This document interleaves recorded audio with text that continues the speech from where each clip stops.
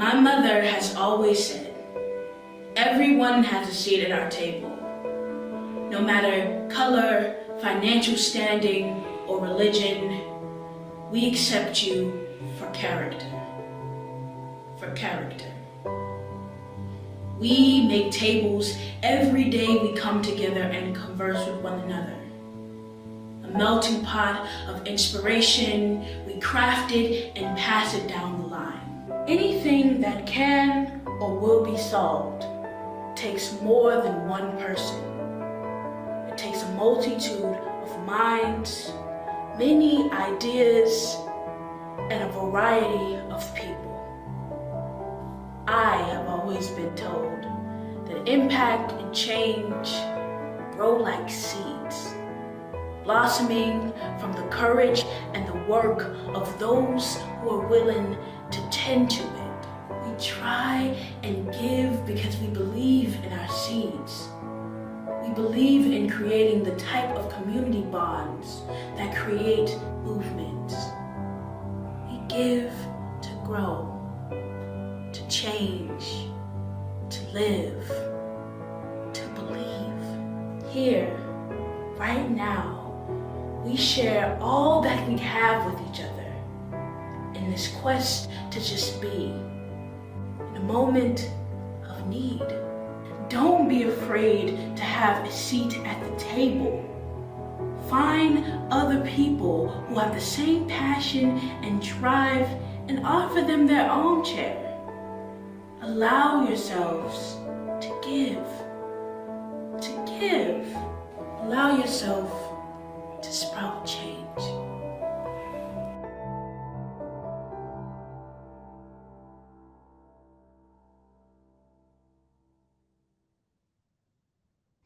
Welcome everybody to day 2. Welcome in. We are so happy you are back here for another incredible day at We Give Summit. What an amazing poem. We had her on a few years ago live, and it warmed our hearts so much, and we thought we would replay that poem again for you, given this incredible conversation that you are about to hear. So welcome to our opening keynote session, Democratizing Philanthropy, One Kitchen Table at a Time. I couldn't be more thrilled to welcome in two of my favorite people, Sara Lomelin, Philanthropy Together CEO, and Hali Lee, into the space. They'll turn on their cameras in a moment. And this session is really close and dear to my heart.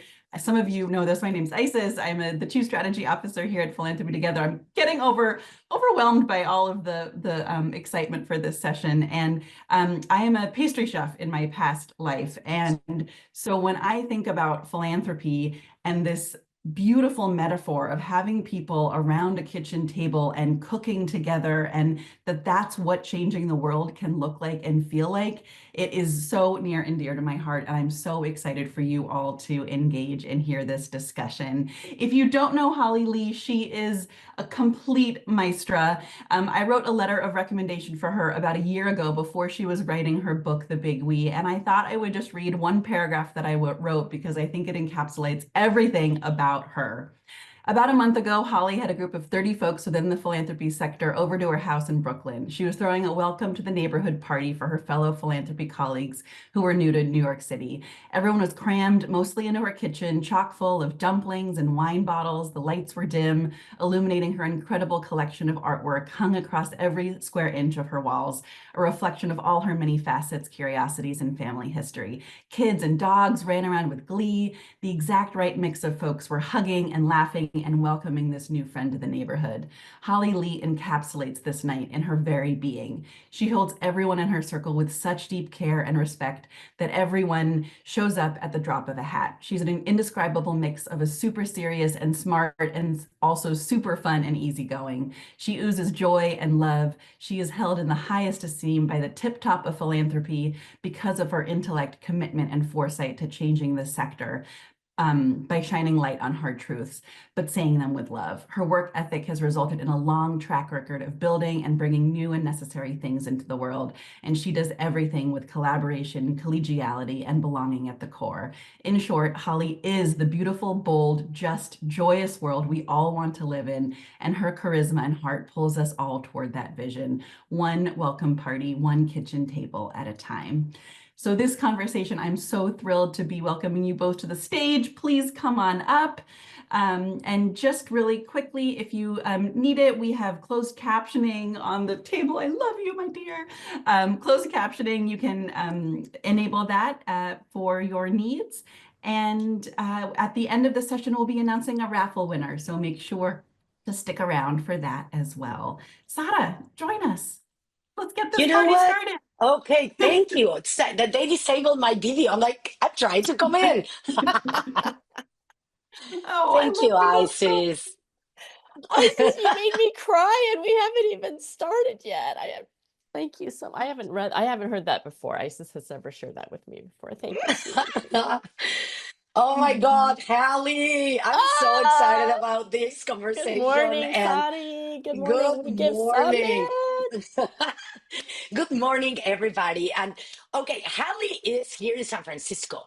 And I don't know why we didn't decide to be together here at my house, just like sharing our coffee. But anyway, then, Zoom gets weird and everything. So we decided to do this. The two different houses in San Francisco, but I mean, Isis said it all, but Hallie is our sensei in giving circles. Like literally, when I started my journey in giving circles, I met Hallie, I think Hallie and Marsha Morgan from the Community Investment Marcia Network. Morgan. I think she's Yes. here. Hi, Marcia. Okay, Sorry. awesome. Hola, Marsha. We met so many years ago, and my God, we have lived through so many things. And for those of you that don't know, Philanthropy Together, literally, a lot of Philanthropy Together was created around Hallie's kitchen table and with Hallie's dog Stu just laying, on the floor, being in the middle of it, and your gigantic cats roaming around. And yes, your house is always this warm hug.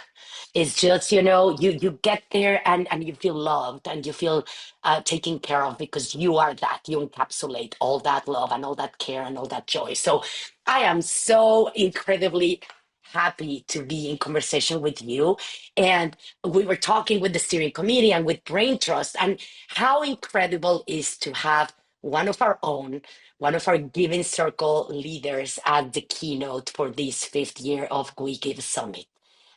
Hallie, this book has been so many years in the making. And okay, I'm showing it here. Yay. I don't even Okay, have one with people. me. Yay. Oh my Thank you, God, Sadi. Hallie. So Okay, bad at so some of you that got the swag for We Give Summit, you're getting the book and the swag. Some of you, if you're attending the collective conversations, you're getting the book. So keep connecting here at We Give Summit, and you will get the book. Because it's a must read. It's such an easy read. I also got the audiobook because I cannot get enough of Hallie, and Hallie narrates the book, so this is great. But I want you to start by telling us the idea behind this book and the idea behind the big win. Let's just get there because we got so much to talk about. Yeah. Oh, it's Victoria. Hi, Victoria. I'm sorry, I'm distracted by the chat. First of all, thank you so much, Sadi and Isis and Ilyasa and Maya and Ty and the whole Philanthropy Together team for inviting me to join you today. I'm so proud of what you guys have accomplished in 5 years. I'm so proud to have been a tiny part of its beginning, along with the co-design team and along with the Brain Trust and all the other Giving Circle networks and leaders um, around the world who are growing this incredibly important movement that is so important to the future of our sector and the future of our governments, the future of everything. And this book kind of like was demanding to be written in a way. I've been thinking about it for a really long time. My giving circle, the Asian Women Giving Circle, turns 20 this year, and Wow. it started with 10, and yours is 20 also. I think the Peninsula Latina Oh, almost, right? 12. 50, oh, We're okay. So getting there. getting there. And just reflecting on the sisterhood that's my giving circle, the Asian women giving circle. Like we were in our 20s to 50s when we started, and now we're in our 30s to 85. We've been through so much of life together. We have been through marriages and divorces and fur babies and saying goodbye to fur babies and caring for elderly parents, sending kids off to college, leaving jobs, getting fired from jobs, starting entrepreneurial thing. Like we've just been through a lot of life together. And now times that by 100, because I get to work in this sector. I work in social change and philanthropy and collective giving, and trying to make philanthropy more democratic and open for all. And so these stories kind of build up, and then it's like a bursting jar. At some point, the jar needs to be opened and the stories need to get out there. And so part of the reason I wrote this book is because I had so many incredible stories to share from Giving Circle change makers, collaborators, dreamers, and weavers around. This is a US focused book, so I'm so excited to hear more about global collective giving, but the stories just needed to be told.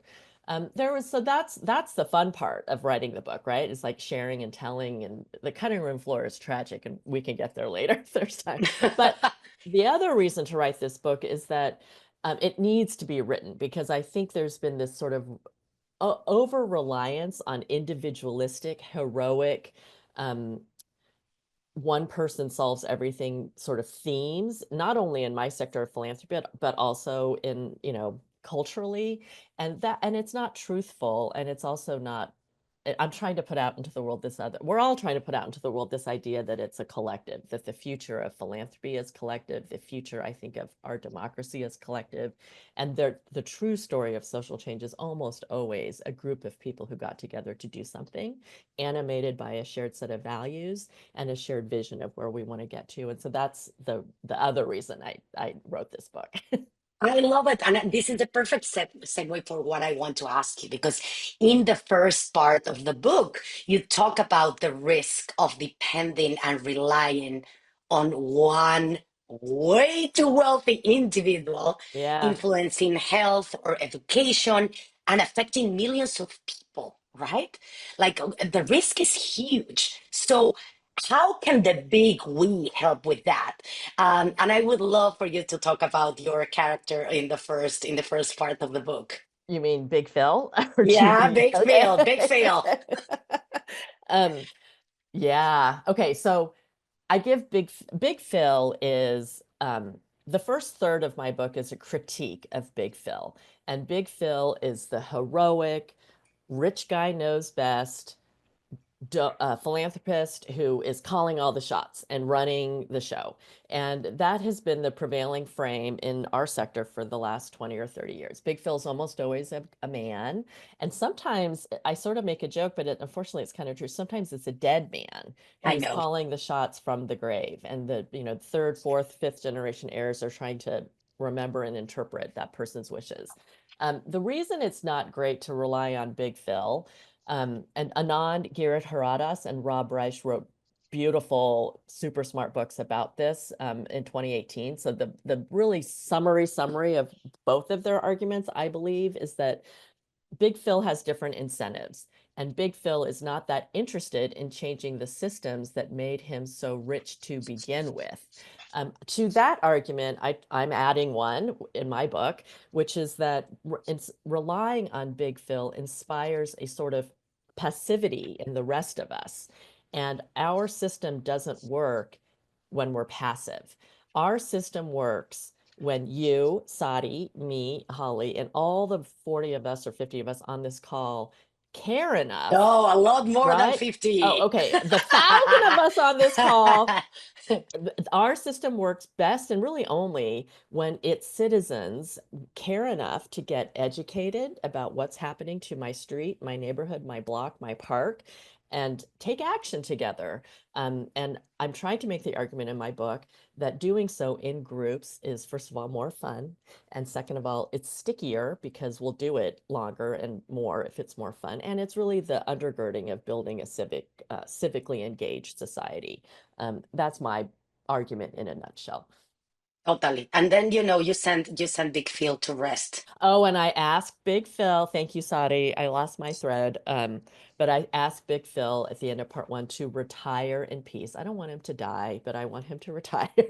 No, we still need R.I.P. Big Phil. We still need Big Phil, but Yeah, we need Big Phil to open the space. space. Yes, we need space. Yes. Big Phil casts a big shadow, and really, all of us have been practicing philanthropy and charity in groups ever since humans have existed together. I don't whether you call it tanda in Saudi's culture, or ge in mine, Korean American, or arisan in Indonesian, or mahiber in Ethiopian, Eritrean, susu if you're from West Africa.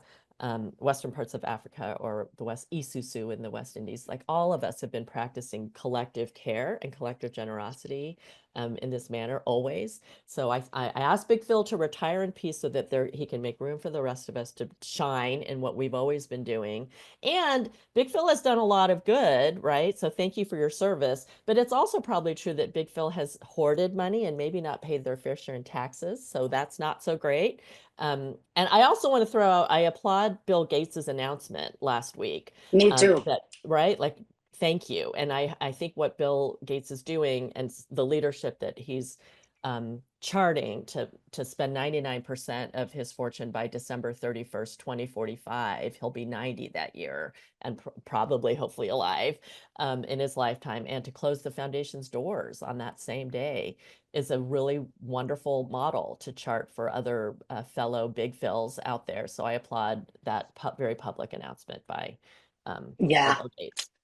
I love it. And I want to come back to what you were saying about, collective giving, right? Because um, from the beginning of times, even before Philanthropy Together, I remember the very first time that you were, working on building the Donors of Color network at that point, and you had this beautiful slide that said Tanda, Susu, Gay, and all the different names.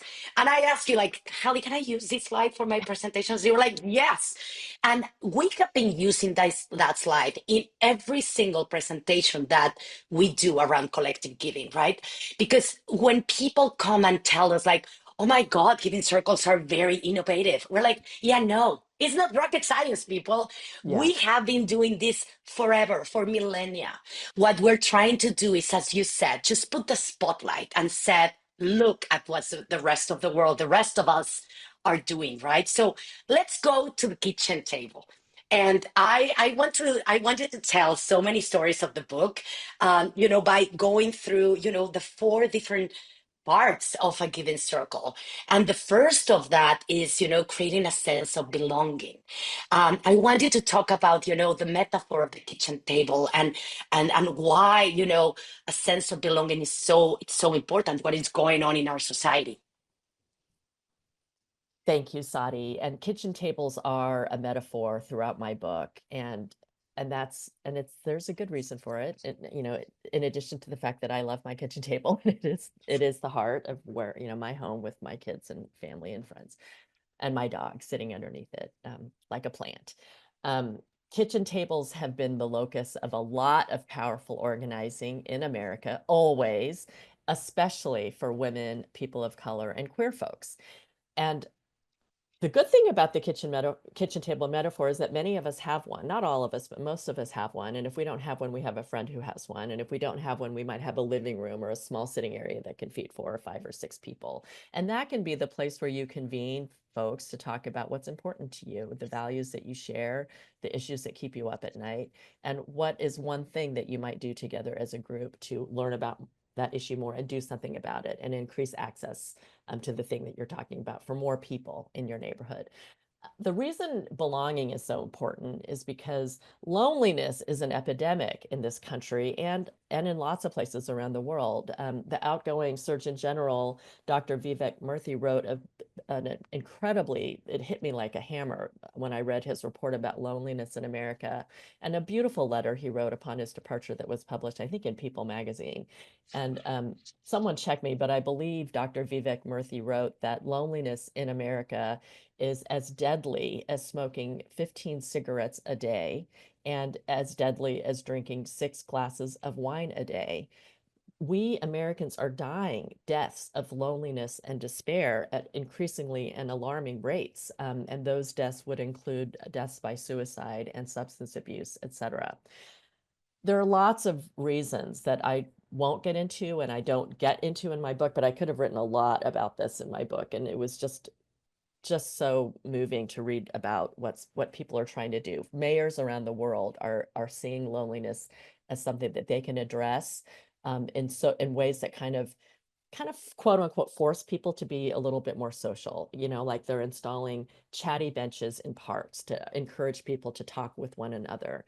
They're putting bartering stations within elder care centers to encourage, Sadia and Hali to show up and exchange the blender for the Hoover. And by the way, also talk with some of the elderly people who are there having community center and doing community center fun things. So these are like inexpensive ways that governments can encourage people to talk.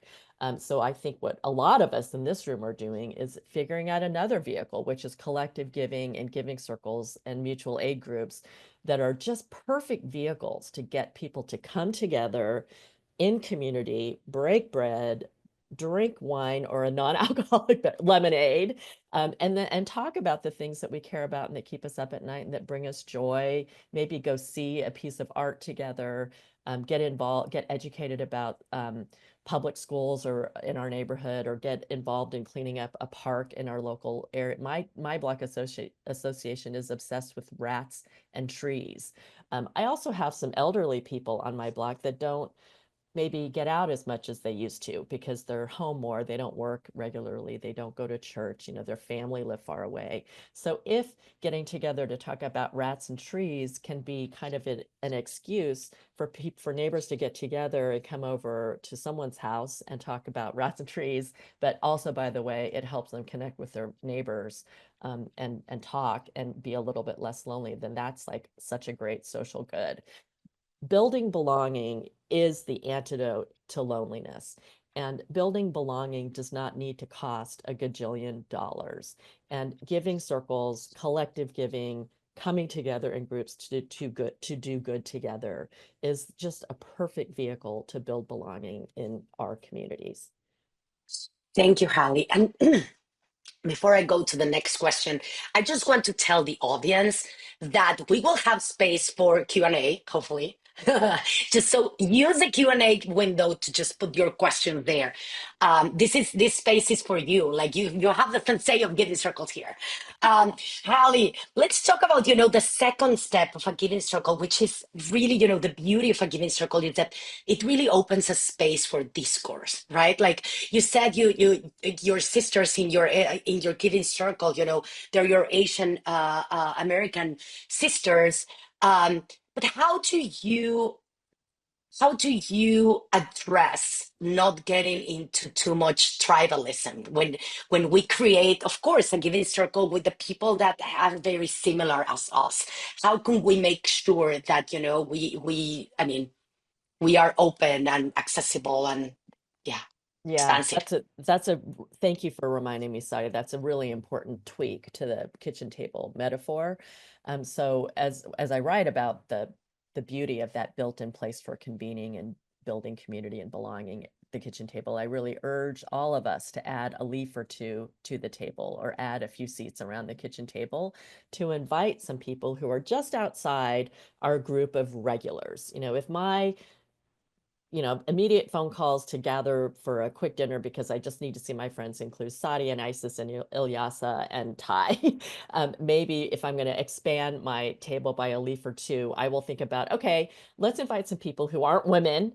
Let's invite a couple people who don't work in philanthropy, and let's invite a couple people who maybe aren't part of the giving circle. Like it doesn't have to be that vastly different to add a seat or two to your kitchen table. If my kitchen table is typically moms with young adult kids, which is what I am, then maybe to the next thing I'll invite some men or some people who don't have kids, or some people who have adopted kids, not bio kids, or some people who are from the neighborhood or two neighborhoods over. So just be thoughtful about inviting a few people who are different from you.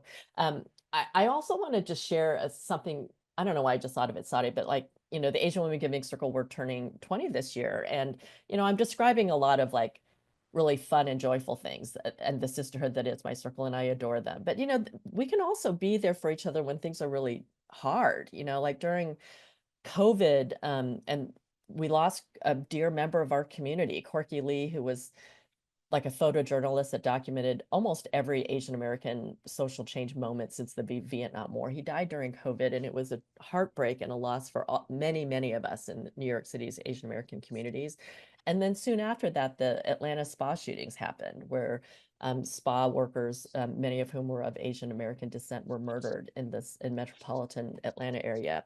And that was a moment that Asian American women just immediately got, because we had so many shared experiences that were of different ages and of so many different immigration trajectories to this country, and you have so many different ethnicities and cultural backgrounds, but yet we understood immediately that toxic combination of misogyny and xenophobia and anti-immigrant sentiment and the sexification of Asian women's bodies, the toxic masculinity that fueled that murder, and also the police chief that said the guy was having just a bad day. You know, the awfulness of that broy,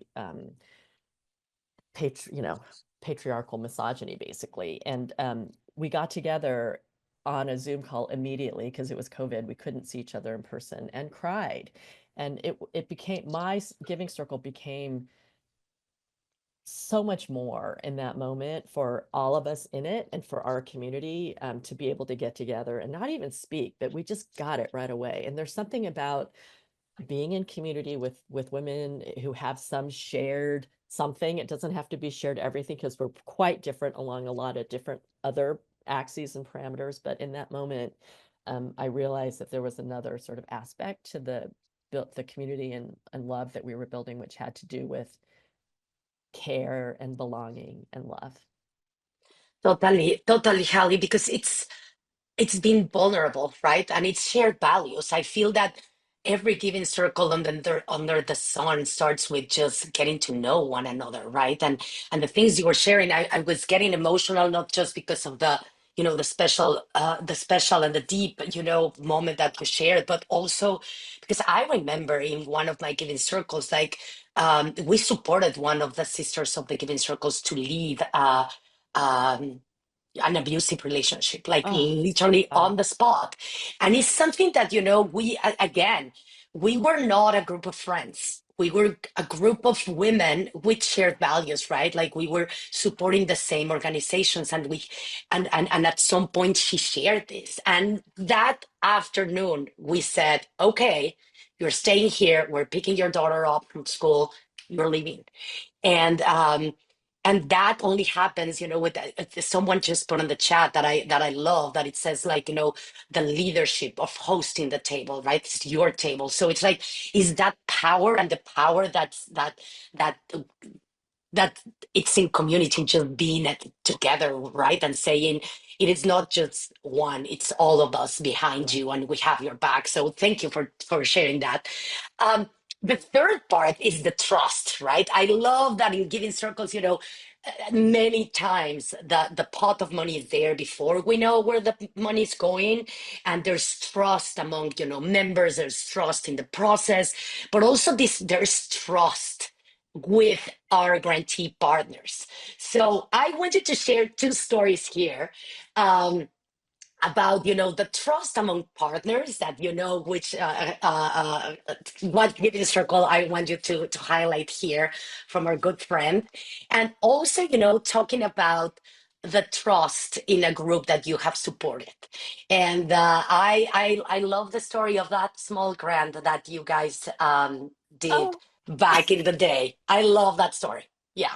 okay, so I love sharing stories, Sadi, and thank you for sharing your story. I mean, that really exemplifies the trust that happens within the sisters of your giving circle. And just similar to mine, we can navigate hard things together, and we have to navigate hard things together. Otherwise, we navigate them alone, and that's just not as good, healthy, sustainable, right? Um, Rad Fund is a giving circle started by Seiji Carpenter in Bed-Stuy, Brooklyn, which is a neighborhood away from where I live in Brooklyn.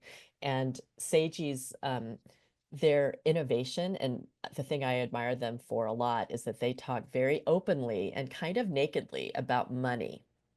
And they're a group of friends. I forget exactly what their website says, but Rad Fund is a group of friends who are united by their love of dancing, which is so Yes, I great, love that. and their just fervent belief and hope for the liberation of all of us. You know, like Fannie Lou Hamer said, our none of us is free until all of us is free. And Seiji and his friends are really trying to figure out what that looks like for them in Bed-Stuy.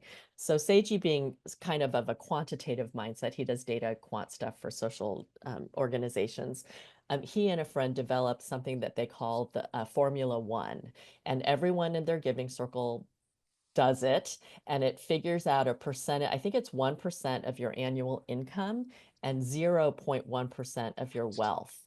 And it calculates kind of an expected or an encouraged amount that you will give to the Rad Fund's Giving Circle pot that year. The first year they did it, Seiji told me, with, you know, a little bit of his tail between his legs kind of face, they didn't handle it super sensitively. You know, they sent Formula One. It was a Google spreadsheet to everyone in the circle, I don't know, 10 or 12 people, and everyone filled it out on their own in their living rooms. And you could watch people filling it out live on the Google sheet. And in that moment, they all learned that one of their members makes $50,000 a year working at a nonprofit, and another member in their circle earns $500,000 a year working at a finance firm.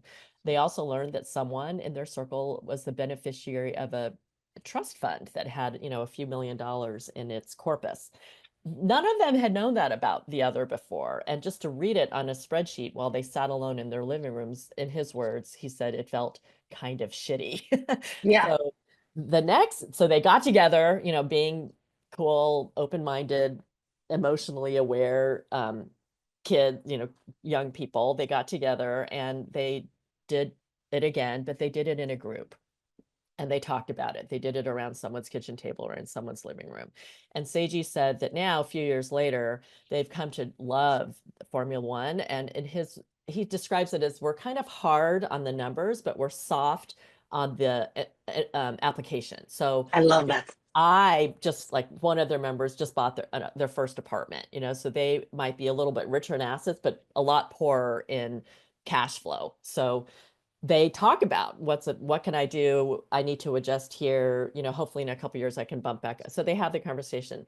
Another person, like, my kid's about to graduate from college. My last kid's graduating from college in March. So I'm going to feel a lot richer in a few months, you know? So maybe if I'm a member of Rad Fund, that can factor into my ability to go up a little bit, unless someone goes to grad school, which could happen. No, but so they're kind of soft on the application one. I love it. And they talk about money, which is a really, really hard thing to talk about, you know, especially for women. I think, you know, we've been Yes. sort of acculturated in many of our cultures, certainly mine, not to talk about sex, money, or politics, but actually those are the most important things to talk about, really, if we care about making change and making our neighborhoods and communities more open and opportunity available for all, for more, right?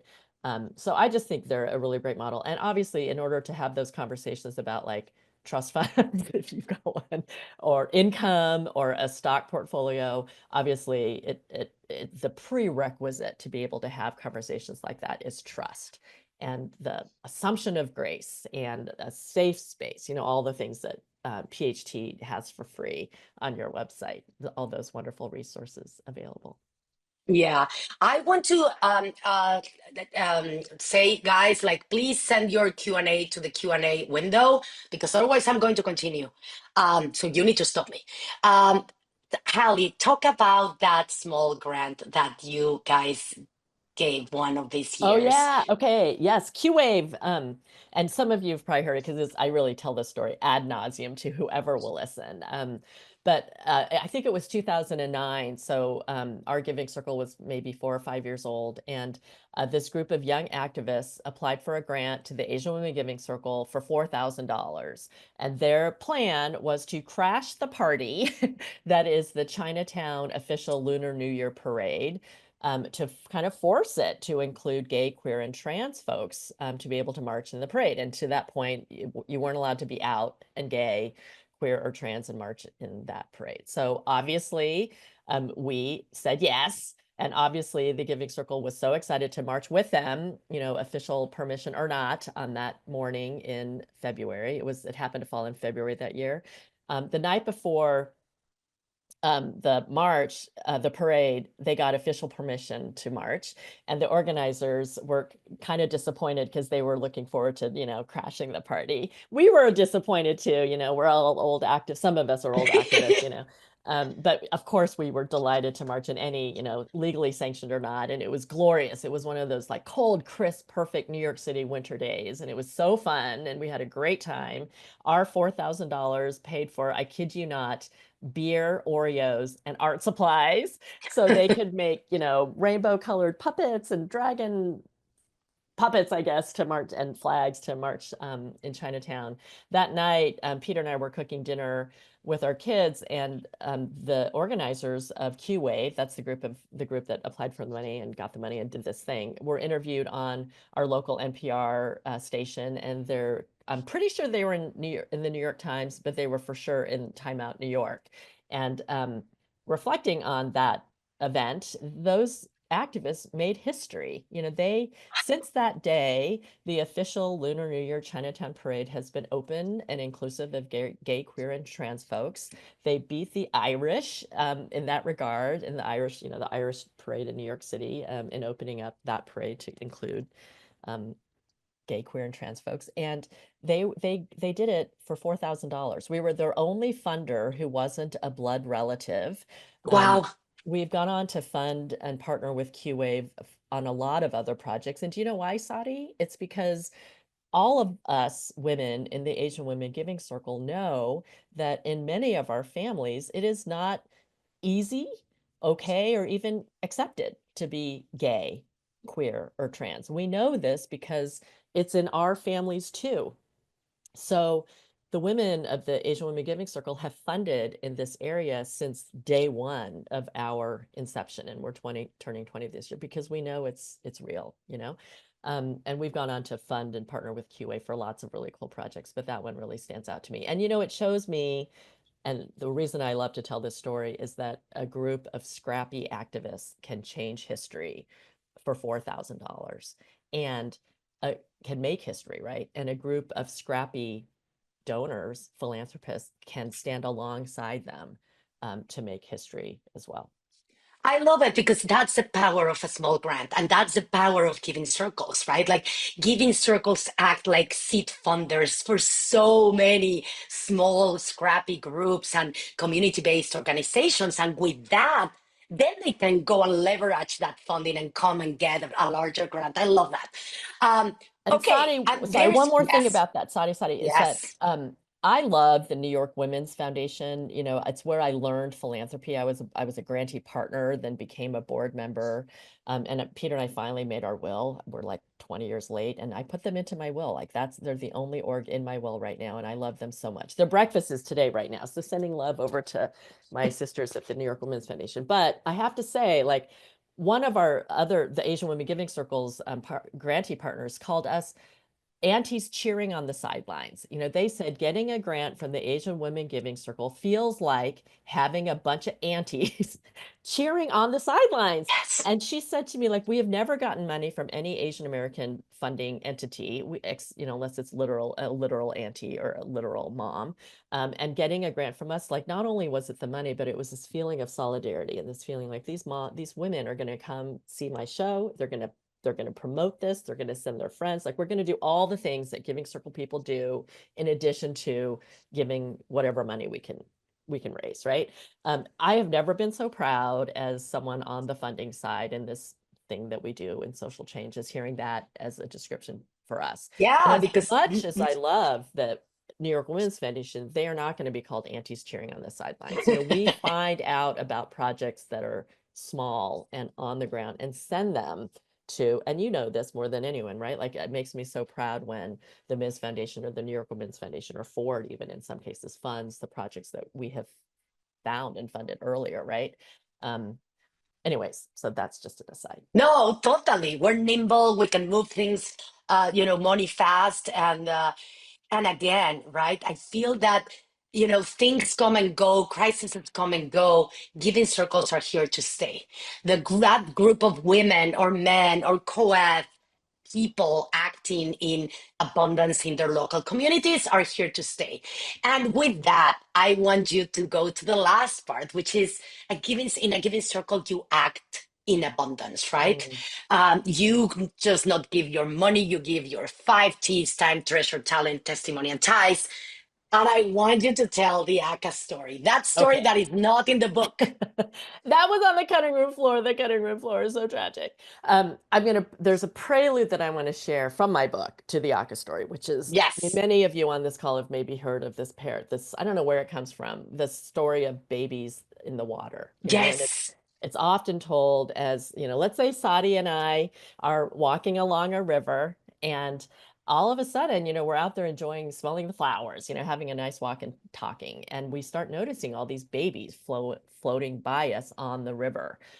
So I jump in and start pulling babies out of the water. Like I jump in, like pull my pants up and just like start saving the babies and pulling them out of the water and putting them onto the banks of the river. Sadi takes off at a sprint and goes upstream.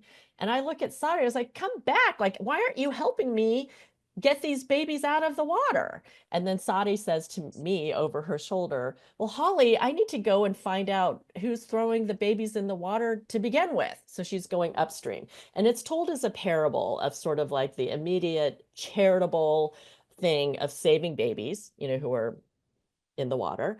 And then also the more upstream solutions that are sometimes called systemic solutions for why are those babies ending up in the water in the first place.